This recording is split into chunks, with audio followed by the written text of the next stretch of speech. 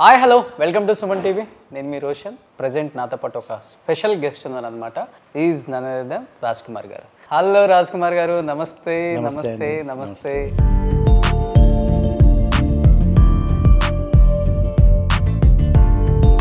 మీరు వచ్చిన టైం బాగుంది కాబట్టి మీకు మంచి సినిమాలే పడ్డాయి. అంటే ఈ 35 years జర్నీ ఉన్న మీతో పాటు కంపేర్ చేసుకుని మీతో పాటు వచ్చిన ఆర్టిస్టులు అందరూ వందల కొద్ది సినిమాలు తీశారు.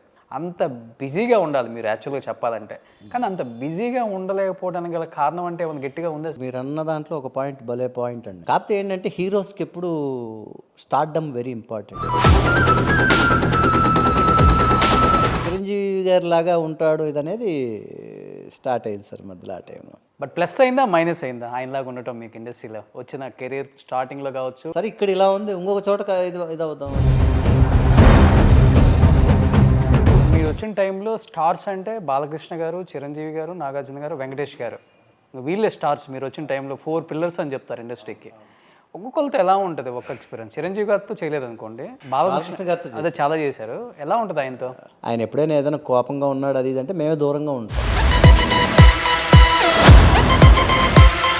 లవ్ మ్యారేజ్ కదా మీరే? Love marriage. చాలా తక్కువ మందికి తెలుసు మీ వైఫ్ కడప రెడ్డిస్, వైఎస్ రాజశేఖర్ రెడ్డి గారి కుటుంబానికి సంబంధించిన అమ్మాయి. ఒక రాజశేఖర రెడ్డి గారి ఫ్యామిలీను వీళ్ళ ఫ్యామిలీ ఫ్రెండ్స్ అనమాట. ఏమి లేవా చేజింగ్లు? ఆ టైంలో దొరికింటే కైమా కొట్టేసి ఉండేవాళ్ళు. ఇప్పుడు రిలేషన్ మెయింటైన్ చేస్తున్నారా జగన్ గారి ఫ్యామిలీతో, భారతి గారితో? ఇప్పటికీ మ్యారేజెస్ ఫంక్షన్స్ ఏదున్నా కూడా. పవన్ కళ్యాణ్ గారి గురించి మీ ఒపీనియన్ ఏంటి? ఇప్పుడు ఈరోజు డిప్యూటీ సీఎం ఆంధ్రప్రదేశ్కి. పవన్ కళ్యాణ్ గారు నేను ఆయన దగ్గరికి మ్యాథమెటిక్స్ ట్యూషన్కి వెళ్ళేవాళ్ళం అనమాట. ఓకే. నేను అక్కడికి వెళ్ళాం, ట్యూషన్ మేట్స్ అనమాట మేము. ధైర్యంగా ముందుకెళ్ళారు. ఆ స్వరాజ్య లక్ష్మిని సాధించుకున్నాడు ఆయన. ఒకటే మాట చెప్పాలి అంతే. అంటే కొంతమంది ఆర్టిస్టులు ఉంటారు, ఒకనొక టైం వచ్చేసరికి ఎన్నాళ్ళు ఉంటామో తెలియదు, డబ్బే మెయిన్ అనుకొని ఏదంటే అది ఒప్పుకొని సినిమాలు చేసేవాళ్ళు, సీరియల్ అంటే వాట్ ఎవర్ ఇట్ మేబీ చేసిన వాళ్ళు ఉంటారు. అంటే మీరు ఎలాంటి మైండ్ సెట్? డబ్బే ఇంపార్టెంట్ అంటే నేను ఇది చేయాల్సిన అవసరం లేదు సార్, వేరే చేస్తాను. మైనింగ్ కన్నానా ఇంకోటి చెప్పండి మీరు. 2012, 2013 ఒక సినిమా తీసి దాదాపు 3-4 కోట్లు లాస్ అయ్యారు. యాక్చువల్గా నా వైఫ్ వద్దని చెప్పినా కూడా చేసిన పని అది. శోభన్ బాబు గారు one of the richest actor in south India అని చెప్తూ ఉంటారు కదా. సో మీరుంటుంది కూడా ఆయన ఇంటి పక్కనే. ఎప్పుడు సలహా ఇవ్వలేదా? హైటెక్ సిటీ గ్లోబ్ లాగా కట్టారు కదా, అవును, అదొక్కటే ఉన్నిందనమాట. 1 kilometer కానీ మెయిన్ రోడ్డుకే 1 acre సార్, 3 లక్షలు. చూడండి సార్, చాలా బాగుంటుంది. ఈరోజు 1 acre స్థలం నాది ఉంటే ఆ 3 లక్షలు కూడా ఎలా అడిగాడు తెలుసా అండి అతను? అర్జెంటుగా 50,000 అవసరం ఉంది సార్, ఆ 50,000 ఇప్పుడు ఇచ్చేసేయండి, మిగతాది అంచెలంచెలుగా ఇచ్చుకుని రిజిస్ట్రేషన్ టైంకి మీరు ఇచ్చేసేయండి మిగతాది అన్నాడు. ఎంతమంది మీరు అసలు? నేను పెద్దవాడిని, తర్వాత చెల్లి, తర్వాత తమ్ముడు. బట్ చెల్లి తమ్ముడు ఇద్దరు చనిపోయారు. ఇద్దరు చనిపోయారు? ఎలా సార్? చెల్లి క్యాన్సర్, తమ్ముడు వచ్చేసి స్నేక్ బైట్. వాడి చావు కోసం ఆ ఇంటికి వచ్చి వాడు చనిపోయిన తర్వాత మళ్ళీ గాలి చేసి వెళ్ళిపోయినట్టుగా అయిపోయింది. థ్యాంక్ యూ సో మచ్ అండి. మీ Raj Kumar. Hi hello welcome to Suman TV. నేను మీ రోషన్. ప్రజెంట్ నాతో పాటు ఒక స్పెషల్ గెస్ట్ ఉన్నారనమాట. 1980s, 90s అమ్మాయిల కలల రాకుమారుడు is none other than Raj Kumar గారు. హలో రాజ్ కుమార్ గారు, నమస్తే. నమస్తే నమస్తే. సో ఎలా ఉన్నారు అని అడగక్కర్లేదు, అలానే ఉన్నారు. కాకపోతే కొంచెం సుండుండలు, లడ్డులు ఇవన్నీ బాగా పెడతారేమో. మా అక్క కొంచెం బొద్దుగా అయ్యారు అంతే. సో అమ్మ రాజీనామా ఐ థింక్ 1989 నేను ఇండస్ట్రీకి వచ్చాను. ఇక్కడికి 90లో స్టార్ట్ అయింది నా ఫస్ట్ ఫిలిం అమ్మ రాజీనామా. అసలు వెనక్కి తిరిగి చూసుకుందే లేదు. బై గాడ్స్ గ్రేస్ ఇంకా అలాగా స్టార్ట్ అయింది. అంటే స్టార్ట్ చేసిన వేళ విశేషం అంటారు కదా, మా గురువుగారు దాసరి నారాయణరావు గారు. ఓకే. ఆయన ఫస్ట్ పిక్చర్. ఇంకా అప్పటి నుంచి దాసరి గారి స్కూల్లో పడిపోతే ఇంకంతే, ఇంక అందరు స్కూల్లో పడ్డట్టే. ఎందుకంటే ఆయనకు నచ్చటమే పెద్ద విషయం. అండ్ ఆయన డైరెక్షన్ చేసిన ప్రతి సినిమాలో ఆర్టిస్టులని పర్టికులర్గా ఏ సీన్కి అనుకున్నారో అలాంటి ఒక క్యారెక్టర్, అలాంటి ఒక ఆర్టిస్ట్ పడితేనే ఆయన ముందుకు తీసుకెళ్తారు, పట్టాలు ఎక్కిస్తారు మూవీని. తర్వాత మనం ఒక చిన్న ఆయన దగ్గరికి ఆయన స్కూల్లో పడ్డామంటే ఒక మంచి ఆ, గురువు దగ్గర జాయిన్ అయినట్టే మనం. ఏ స్కూల్ అక్కర్లేదు. ఇంక ఏ స్కూల్ అవసరం లేదు. ఆయన దగ్గర ఇది ఉన్నామంటే మనకి మంచి లైఫ్ దొరికినట్టే అన్నమాట. సో అలాగా నాకు దాసనారాయణరావు గారి దగ్గర, ఆయన దగ్గర ఫస్ట్ అవకాశం. ఆయనతో అసలు ఫస్ట్ ఒక ప్రెస్ మీట్లో ఆయన, నేను ఒక హీరోని ఇంట్రడ్యూస్ చేయబోతున్నాను అని చెప్పి ఇది వచ్చింది.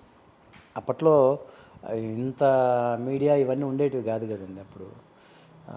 ఒక పేపర్లో ఫోటో అనమాట, మా గురువుగారితో నేను ఫోటో, అది ఉండి రావడమే వెంటనే కలకలం స్టార్ట్ అయిపోయింది ఇండస్ట్రీలో. అప్పట్లో ఏంటంటే ఇండస్ట్రీ మొత్తం చెన్నైలోనే ఉండిందనమాట. సో మేము అప్పుడు నా చదువు కంప్లీట్ అయిన తర్వాత నేను చెన్నైకి రావడం జరిగింది. ఓకే. ఆ తర్వాత మళ్ళీ ఇండస్ట్రీ 98లో ఆల్మోస్ట్ ఇక్కడ నుంచి చిరంజీవి గారు కూడా అప్పటికి వెళ్ళిపోయారు, హైదరాబాద్కి వచ్చేసారు. ఓకే. 98, 99 ఆ టైంలో. అప్పటికి కూడా నేను రాలా. అందరూ నన్ను కొంతమంది తిట్టారు, అయినా కూడా నేను రాలా. అంటే మీరు పక్క తమిళియన్నా చాలా మంది అనుకుంటారు. తెలుగు అండి, తెలుగు తెలుగు. పక్క రాయలసీమ. రాయలసీమ. మా నేటివ్ ప్లేస్ వచ్చి అనంతపూర్ డిస్ట్రిక్ట్ గుంతకల్ అండి. గుంతకల్. ఓకే. నా వైఫ్ది వచ్చి కడప.